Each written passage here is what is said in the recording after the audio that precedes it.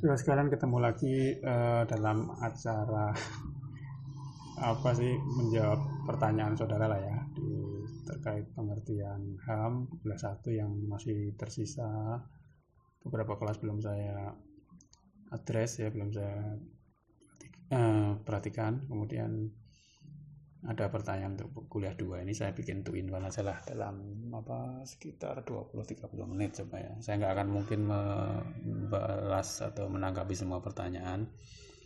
Tapi sekali lagi seperti kemarin saya share soal hukuman mati, pidana mati, ini klasik, selalu banyak yang tanya dan saya minta saudara betul-betul membaca apa yang saya tulis. Tapi yang bisa saya garis bawahi begini ya, pasal 6 ICCPR itu menyatakan tak seorang pun everyone has the inherent right to life. Setiap orang punya hak lekat untuk hidup.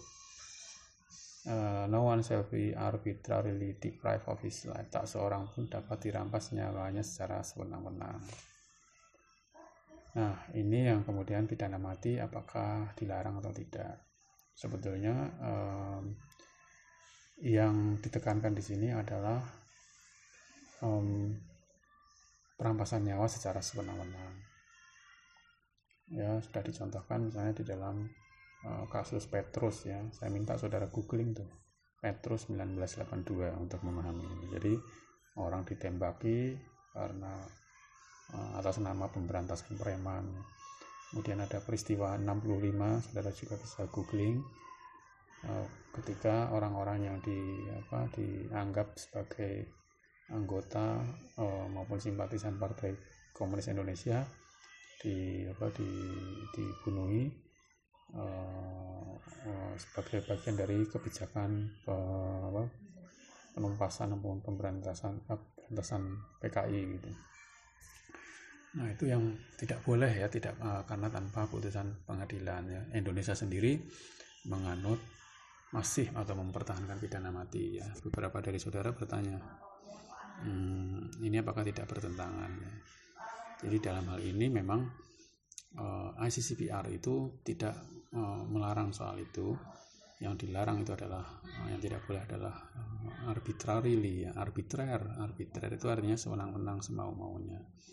Nah, kaitannya dengan perkuliahan 2, saya memberikan link optional protokol ICCPR yang kedua, yaitu abolition of death penalty atau penghapusan pidana mati. Saudara, optional protokol atau protokol opsional atau protokol tambahan mengenai penghapusan pidana mati ini adalah seperti dari namanya adalah opsional atau tambahan ya. Artinya kalau suatu negara sudah meratifikasi ICCPR, dia dapat meratifikasi protokol tambahan itu. Jadi terpisah ya, separate, terpisah, bukan bagian yang menyatu ya. Memang bisa jadi karena persoalan pidana mati ini kan pro kontra di banyak negara sehingga dia dipisah. Tapi pada intinya begini saudara, kalau suatu negara itu meratifikasi protokol tambahan kedua, maka negara itu punya komitmen untuk menghapuskan pidana mati. Nah, bagaimana dengan Indonesia? Indonesia sampai hari ini tidak menjadi negara peserta opsional tambahan yang kedua. Ya, jadi ada yang bertanya kenapa kita masih kekeh mempertahankan itu ya. Pertanyaan saudara pertanyaan kepada pembentuk undang-undang yaitu DPR dan yang turut membahas undang-undang, yang turut membuat RUU yaitu presiden ya. Dua lembaga itu yang paling relevan saudara tanyai, katakanlah begitu. Tapi saya juga hendak mengatakan begini, kira-kira jawaban DPR ya karena pembentuk undang-undang itu masih meyakini bahwa pidana mati itu akan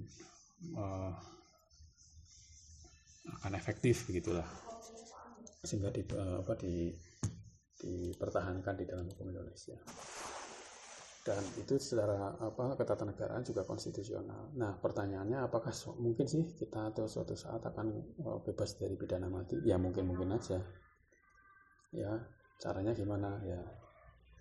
Bagaimana mempengaruhi kebijakan hukum pemerintah atau kebijakan hukum di negara kita ya. Misalnya kalau saudara memang menentang pidana mati, dan banyak juga yang melakukan ini ya, bisa mainstreaming anti pidana mati ya. Misalnya begini, kelemahan pidana mati itu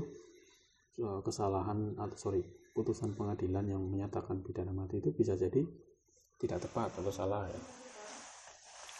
Nah, ketika sudah terlanjur dihukum mati, orangnya sudah mati, sudah dikubur, ternyata ada bukti baru bukan itu pelakunya, kan tidak bisa dikoreksi ya, nggak bisa kemudian dipanggil lagi supaya bangkit dari kubur, kan nggak bisa.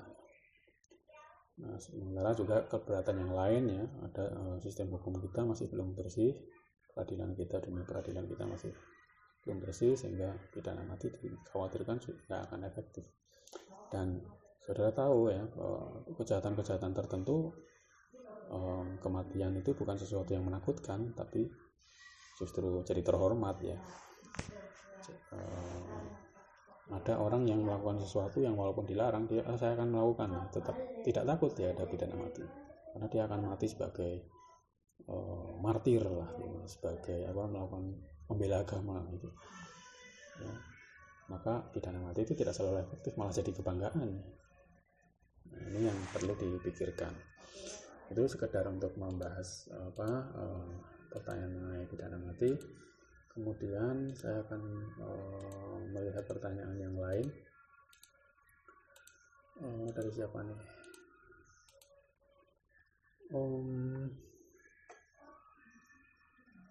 Diskriminasi minoritas agama,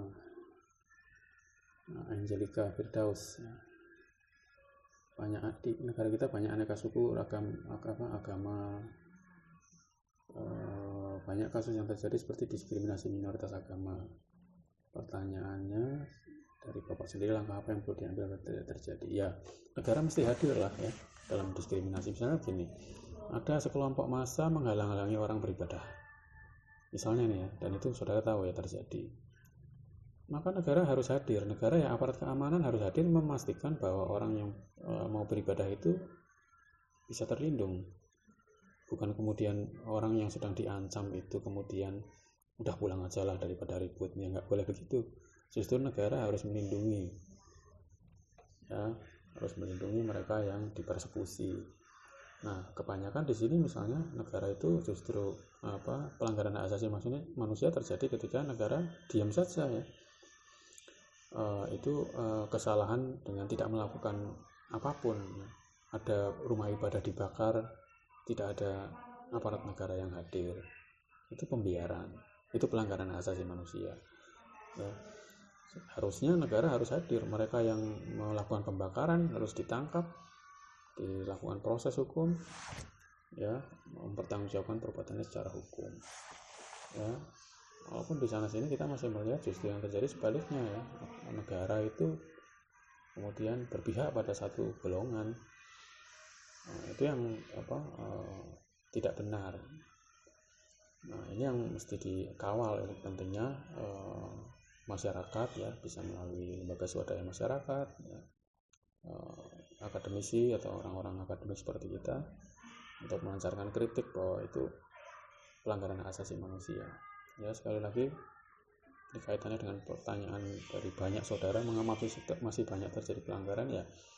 Negara itu sangat berpotensi dalam menjalankan kekuasaannya itu menyimpang ya, berpihak, partisan dan sebagainya. Tapi oleh karena itu dia perlu juga dikawal, didesak ya, oleh masyarakat. Nah, kemudian saudara, ada lagi nih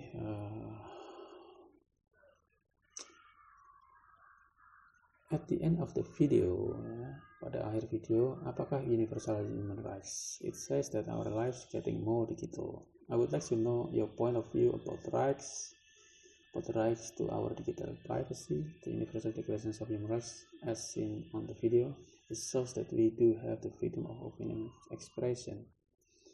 Tapi yang seperti saya lihat dan sudah sering kali ramai dibincangkan di Indonesia adalah tentang dibatasnya kebebasan berpendapat di sosial media. Pendapat Bapak tentang hal tersebut, oke lah. Kita itu sekarang sampai di internet era ya. attack serangan itu tidak saja attack serangan yang konvensional ya, si A memukul si B ya. Tapi sekarang bagaimana data itu bisa dicuri ya. Ponsel Anda bisa dimasuki oleh seseorang nun jauh di sana atau nun dekat di sini juga bisa gitu. Padahal itu ada privacy Anda, hak Anda atas properti ya, uang Anda gitu, dibobol dengan carding dan sebagainya.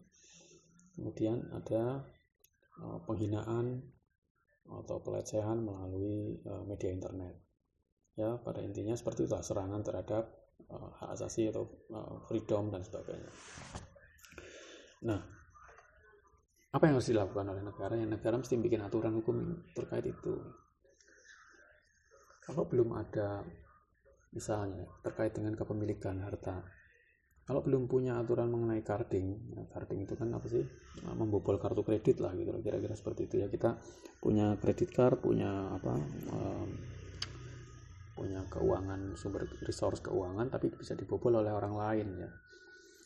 Ada, saudara tahu ada phishing dan sebagainya itu. Nah, tentu perlindungannya ya negara mesti melindungi itu. Nah, kaitannya dengan freedom of expression, opinion ya, semuanya bisa dibatasi dalam arti untuk mencapai, untuk dalam rangka menciptakan ketertiban, tapi tidak boleh kemudian untuk merepresi ya. Kalau di dalam kasus hukum pers misalnya gini, pers itu tunduk pada ketentuan Undang-Undang Pers, Undang-Undang 4099. Tapi sekarang ini banyak juga media-media online yang kemudian persoalan-persoalan yang muncul dari media online itu, pers online, didekati dengan Undang-Undang ITE. Ya, padahal kritik itu bukan penghinaan ya, kritik pengawasan pers terhadap kekuasaan itu adalah sesuatu yang wajar, yang harus ada di dalam negara demokrasi. Tapi terhadap para wartawan dikenakan pasal-pasal ITE ya, pencemaran nama dan sebagainya. Nah, ini nggak tepat ya, nggak benar. Nah, bagaimana seperti itu ya, sekali lagi hak asasi manusia itu nggak kemudian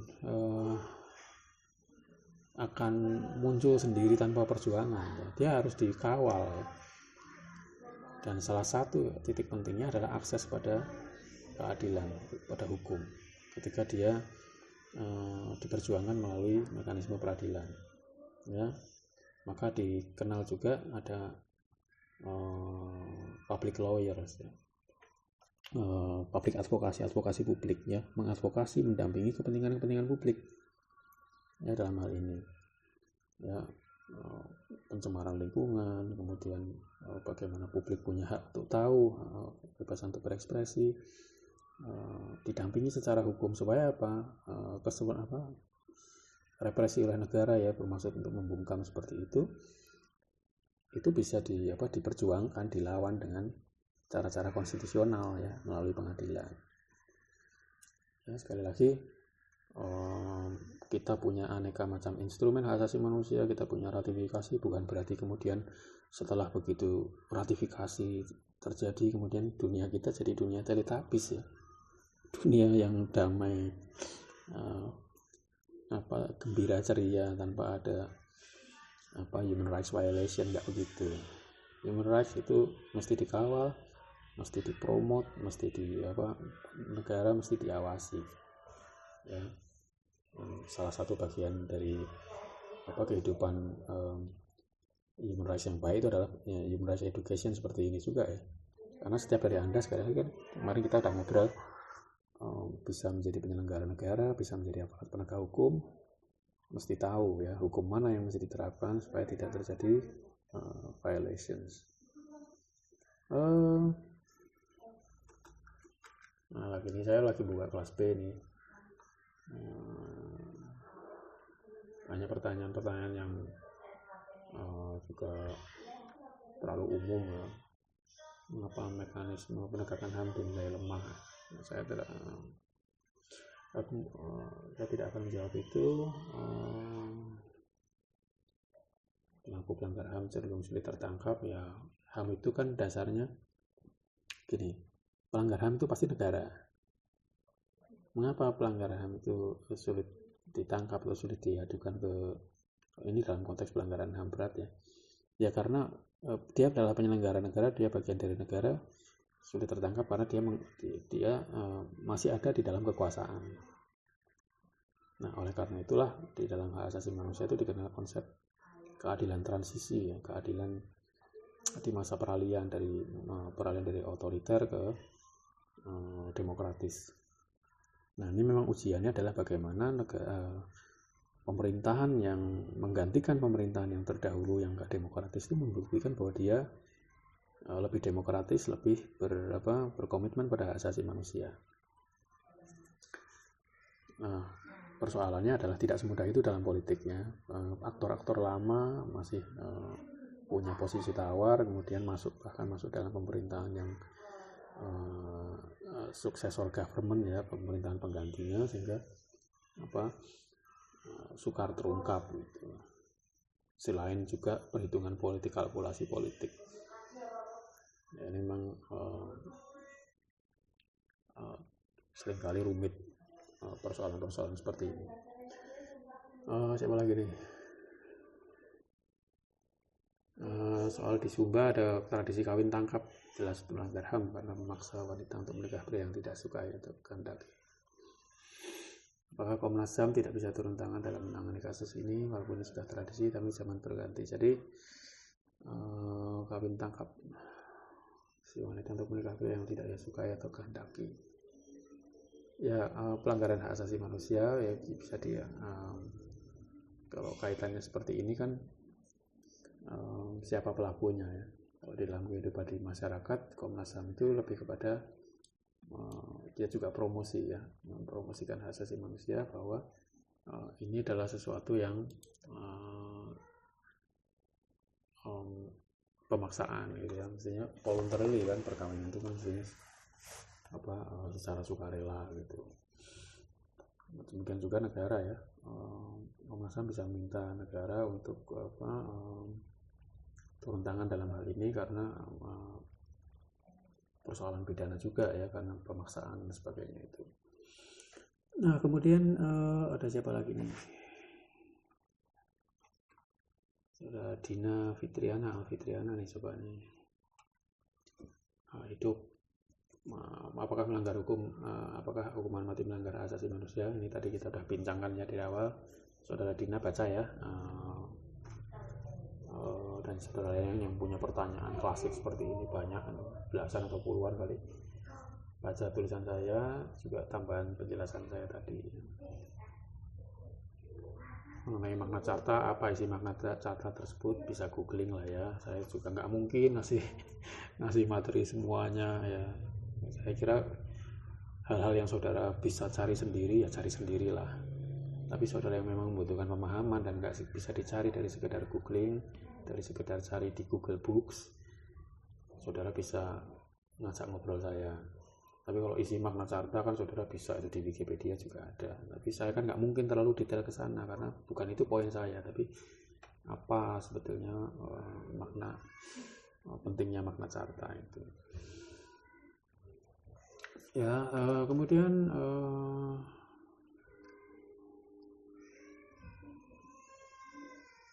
ada lagi siapa nih? Bagaimana?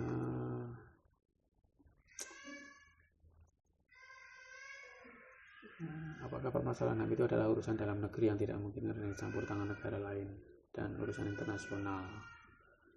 Nah, kalau kita bicara HAM apakah urusan dalam negeri, nggak bisa demikian ya, karena sekali kita sudah menjadi negara peserta perjanjian internasional, maka kita itu berjanji pada negara-negara lain ya.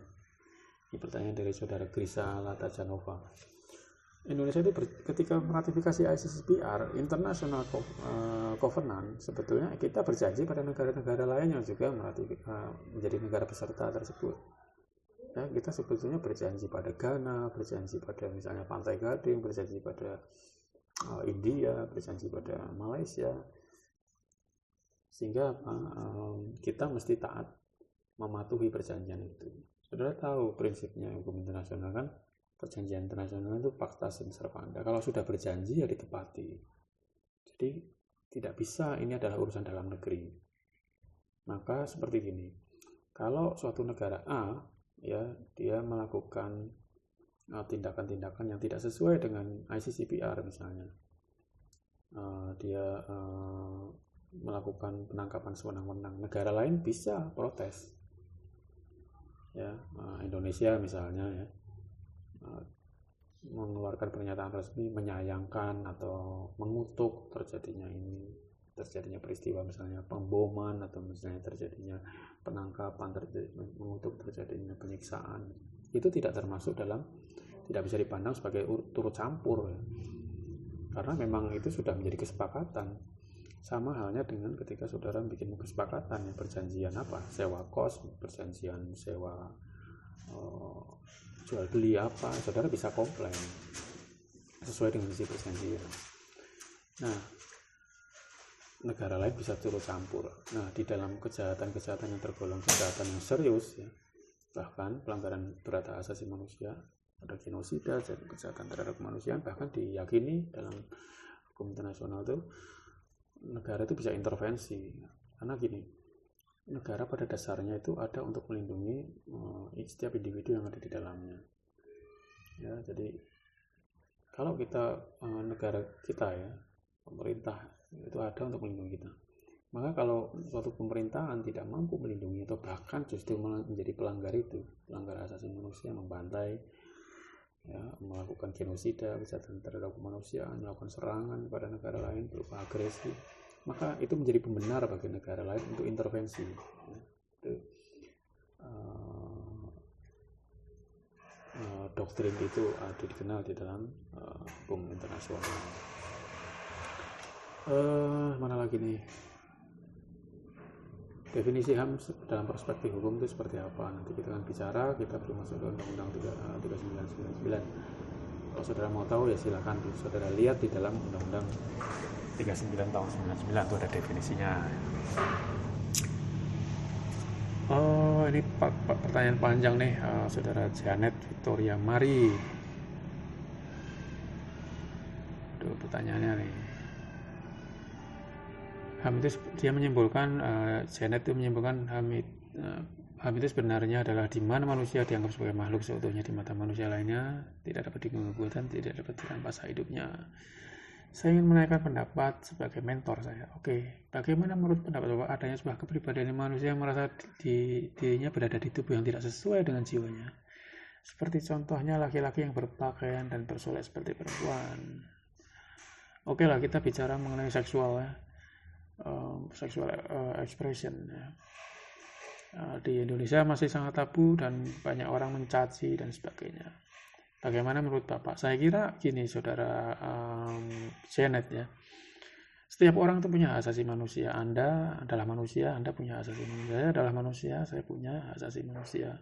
Apa hak asasi manusia itu? Too long to list, terlalu panjang untuk di list. Tapi in between antaranya, kalau dalam hak sipil dan politik ya, tidak boleh disiksa, punya martabat sebagai manusia, kemudian tidak boleh diperbudak ya, larangan, punya kebebasan beragama, punya kebebasan untuk beribadah ya, dan semua hak itu tanpa diskriminasi. Maka apapun ya, diskriminasi apapun tidak diperbolehkan ya, termasuk diskriminasi berdasarkan seks ya, maupun sexual expressionnya. Nah, saudara sering melihat ya, ada misalnya di dalam berita itu ada mereka yang dikenal dalam istilah populer itu sebagai waria ya, wanita pria itu kemudian dianiaya, dipersekusi, dihina-hina, itu juga tidak boleh ya, karena mereka adalah manusia ya. Mereka juga punya hak bekerja, tidak boleh kemudian sexual expressionnya kemudian dibatasi. Dan ini yang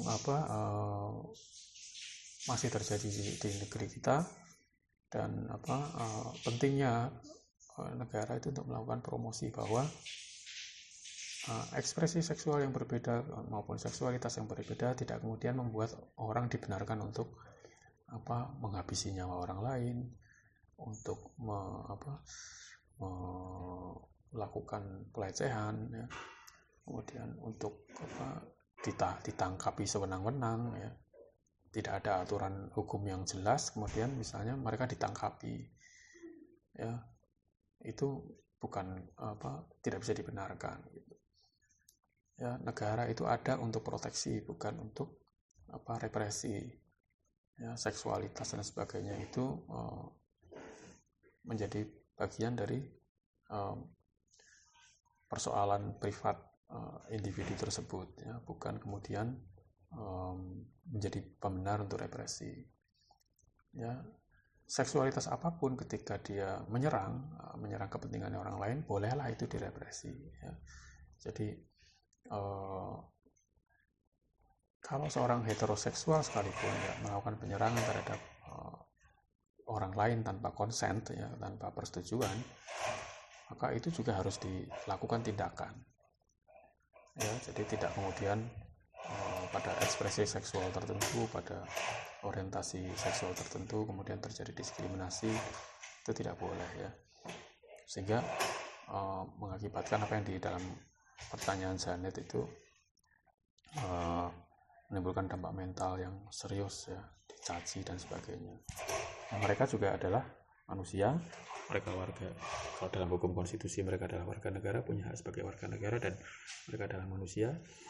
Mereka tidak boleh dianiaya, dan misalnya terjadi penganiayaan, terjadi tindakan-tindakan penyerangan terhadap kepentingan mereka, negara harus hadir, ya. Bukan berarti kemudian mari katakan ada waria, ya, dilempari oleh masyarakat, negara harus hadir mencari siapa ya pelakunya, ya. Bukan berarti kemudian ini salahnya sendiri, dia itu kayak perempuan dan sebagainya. Negara nggak bisa berkilah di balik alasan itu. Kemudian siapa lagi nih?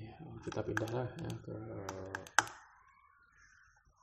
kelas C coba, ya.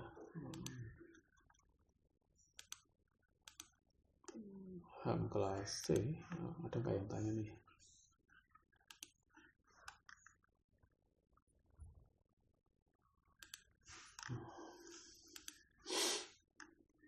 Siapa nih?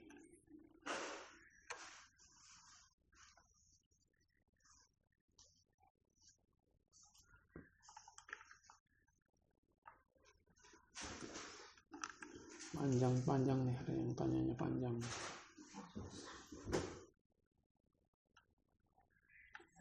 Saudara Ginanjar Sahputra, ya, penerapan HAM di lingkungan sekolah dasar dan menengah. Dalam opini yang terbangun di pikiran saya, HAM di sekolah sudah terlalu berlebihan. Ya, ini bukan penerapan HAM, ya saudara, ini penerapan pendisiplinan maksudnya, ya. Apakah pendisiplinan sudah sesuai dengan terlalu berlebihan? Ya, tidak boleh ada kekerasan, ya saudara, ya. Intinya dalam pendidikan itu tidak boleh dilakukan kekerasan. Memang sekali lagi, ya, kalau kita bicara kekerasan di sekolah, biasanya orang akan merujuk masa lalu, saya dipukuli begini sehingga jadi pinter, masa lalu saya di sekolah itu kalau gini guru membawa penggaris kemudian mukul. Nah, mindset seperti itu merupakan bukti bahwa kekerasan itu justru malah dibenarkan. Nah, ini pentingnya, ya, negara untuk hadir di sini. Pemerintah mesti mempromosikan, bukan mempromosikan kekerasan, tapi melarang praktek-praktek seperti itu, ya. Termasuk misalnya di dalam kampus, ya, orientasi mahasiswa, ya, atau orientasi pendidikan manapun, ya, kita pernah mendengar ada institusi pemerintah yang, ya, katakanlah anggota barunya itu siswa barunya itu digojlok, dilakukan kekerasan. Itu mestinya pihak yang terkait, ya, kementerian yang terkait segera melakukan tindakan pencegahan itu untuk menghentikan semua itu. Di Indonesia itu kalau kampus-kampus misalnya ada ospek yang berujung kematian karena ada unsur kekerasan di sana, itu mesti dihentikan, ya. Artinya negara mesti mensosialisasikan bahwa itu tidak benar dan bahwa itu salah dan harus diberhentikan, bukan kemudian membiarkan aja ya. Itu juga pelanggaran hak asasi manusia. Ada lagi nih,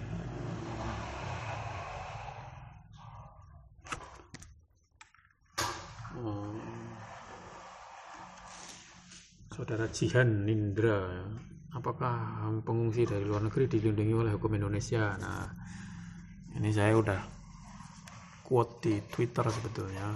Para pengungsi dari luar negeri dilindungi oleh hukum Indonesia. Saya coba tidak menjawab deh, tapi saudara Jihan dan siapapun di sini, coba saudara pikirkan ya prinsip-prinsip yang saya sampaikan di awal.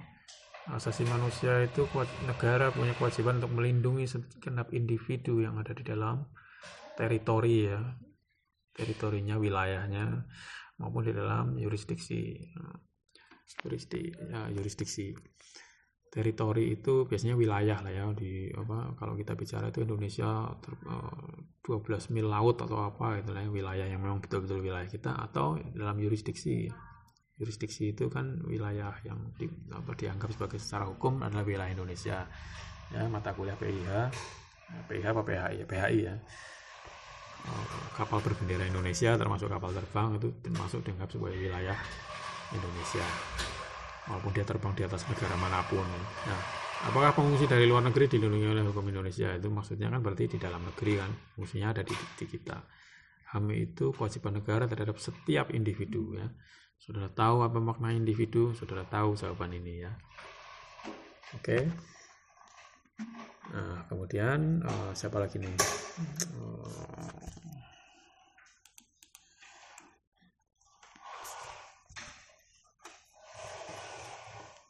Saudara Nurul Auliah ya.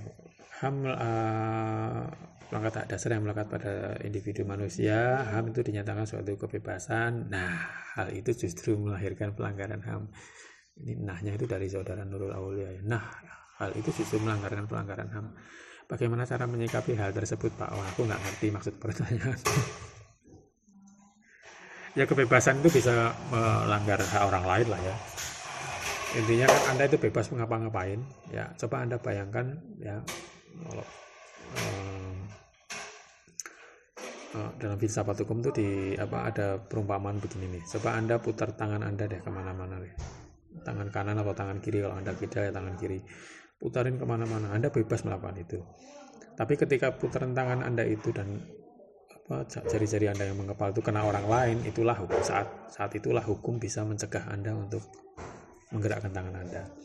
Tapi selama Anda di udara terbuka dan sebagainya, Anda nggak mengganggu orang lain, tidak melakukan serangan atau ancaman terhadap orang lain, ya Anda bebas untuk melakukan itu ya, sehingga tidak ada pelanggaran hak asasi manusia. Negara juga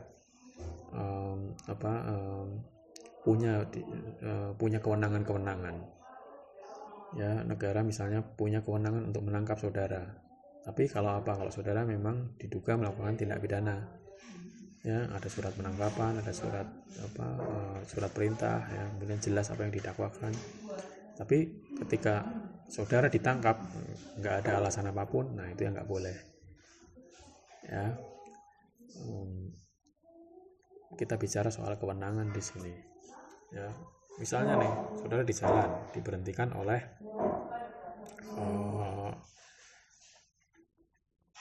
yang bukan aparat negara, tapi bukan dari DLAJ ya, Dinas Lalu Lintas Angkutan Jalan, maupun bukan oleh kepolisian lalu lintas ya.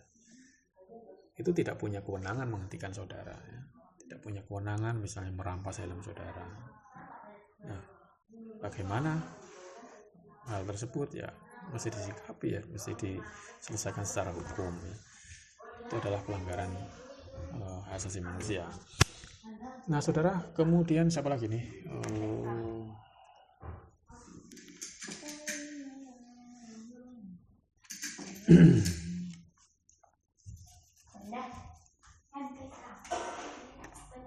Saudara Rizkina, apakah COVID berdampak pada asasi manusia? Nah, ini pertanyaan yang bisa googling lah ya.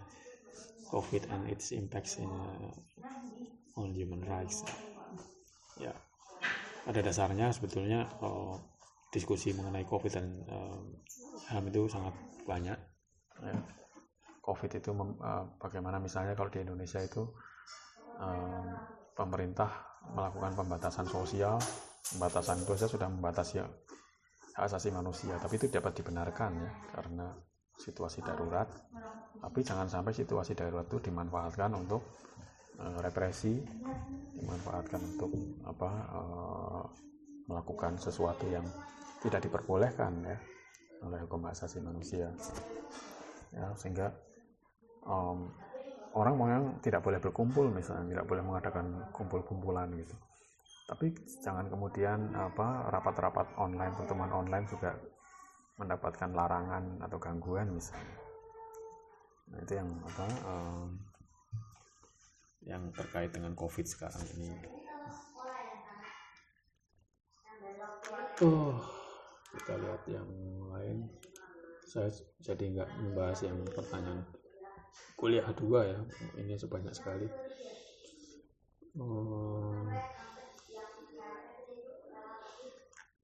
Mana lagi nih? Saya akan coba satu lagi ya, karena udah terlalu lama nih. Uploadnya berat juga.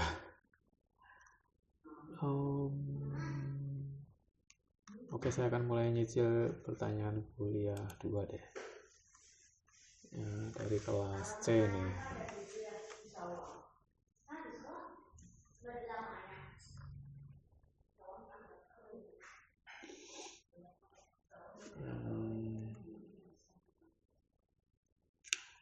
Ini saya udah balas secara teks ya oleh pertanyaan saudara Fala Umirta ya. Fala Umirta, mengapa setelah ratifikasi ICCPR pemerintah Indonesia harus melakukan harmonisasi hukum nasional dengan menggunakan kerangka ICCPR?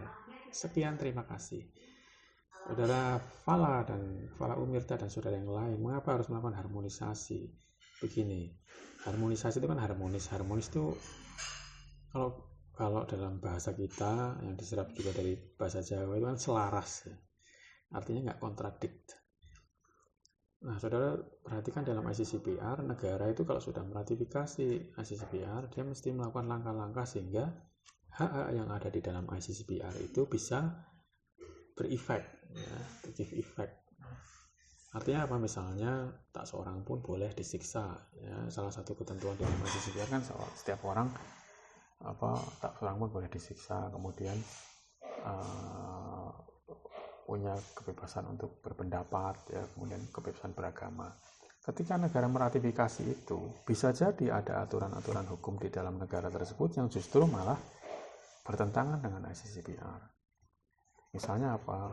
Ada aturan hukum yang memungkinkan atau membolehkan penyiksaan terhadap oposisi atau orang-orang yang dianggap melawan negara. Nah, aturan seperti itu mesti diharmoniskan dengan ICCPR, ya harus dihapus. Karena apa? Dengan meratifikasi ICCPR, ya, dengan menjadi peserta ICCPR, negara itu sudah setuju, bersedia untuk mewujudkan apa yang ada di dalam ICCPR. Kalau sudah hanya meratifikasi tapi aturan di dalam negerinya justru bertentangan, ya apa artinya ratifikasi? Kan begitu cara pikirnya. Ya, ratifikasi tanpa implementasi, ingat ya, ratifikasi tanpa implementasi ya hanya macan kertas. Kita hanya punya kertas ratifikasi, that's it. Ya, tidak akan efek, maka tidak akan berefek. Efek itu apa sih? Dampak lah ya. Tidak akan berdampak. Ya, maka di dalam ICCPR itu ketentuannya pasal 2 jelas bahwa negara itu harus melakukan langkah-langkah administratif, langkah-langkah termasuk langkah hukum untuk langkah legislatif ya. Langkah legislatif itu artinya membuat aturan undang-undang atau membatalkan atau menghapus undang-undang yang menghambat. Ya, maka saudara kan perhatikan juga ya, selain mengharmoniskan peraturan hukum di dalam negeri, negara itu negara juga harus membuat aturan kalau aturan itu belum ada. Ya, kalau memang sudah ada aturan tapi aturannya cacat, aturannya itu justru malah melanggengkan atau memungkinkan terjadinya pelanggaran hak asasi manusia, aturan itu mesti dicabut. undang-undangnya mesti diperbaiki. Pasalnya kalau memang pasal bermasalah harus dihapus. Sebaliknya kalau tidak ada aturan atau belum ada aturannya, ya harus dilindungi dengan menciptakan aturan yang melindungi itu. Ya, saya mencontohkan misalnya kekerasan terhadap perempuan, ya, kekerasan seksual, ya. Kan sekarang ada undang-undang PKS tuh, kekerasan seksual. Nah, kekerasan seksual di Indonesia bagaimana? Ya, saya belum melihat data lah, ini saya hanya melihat monitor komputer, tapi kita sering mendengar bahwa kekerasan seksual itu sesuatu yang di Indonesia juga cukup memprihatinkan. Apakah kita punya instrumen hukum yang spesifik soal itu? Kalau belum, buat. Ya. Kita mengenal kekerasan secara umum kita punya KUHP. Tapi seperti kita bicarakan kemarin, ya ternyata kekerasan juga terjadi di dalam rumah tangga. Domestic violence, ada biasanya orang tuh konot asosiasinya langsung suami kekerasan terhadap istri. Tapi bisa jadi juga istri terhadap suami atau orang tua terhadap anak. Itu juga kekerasan domestic violence. Sama-sama kekerasan tapi sifatnya lebih serius karena itu justru dilakukan di dalam keluarga. Maka perlu undang-undang penghapusan kekerasan dalam rumah tangga. Nah, ini negara mesti melakukan langkah itu. Indonesia misalnya sudah melakukan itulah gitu. Ini sekedar menjawab pertanyaan saudara, mengapa harus setelah ratifikasi harus harmonisasi? Ya harus harmonisasi ya, supaya hak itu Indonesia sudah meratifikasi ICCPR, Anda saudara Fala Umirta dan saudara yang lain bisa merasakan efeknya dari perjanjian tersebut. Kalau enggak, misalnya nih ya, kita bayangkan Indonesia itu memungkinkan terjadinya penangkapan tanpa penahanan tanpa surat perintah gitu. Ya, Anda bisa ditangkap juga gitu dengan alasan yang mengada-ada ya. Nah ini kan artinya kita sudah meratifikasi ICCPR tapi nggak ngefek ke dalam negeri gitu. Itu kira-kira demikian. Saya kira ini sudah 40 menit ya. Capek juga ya. Nanti saya lanjutkan kapan-kapan. Terima kasih.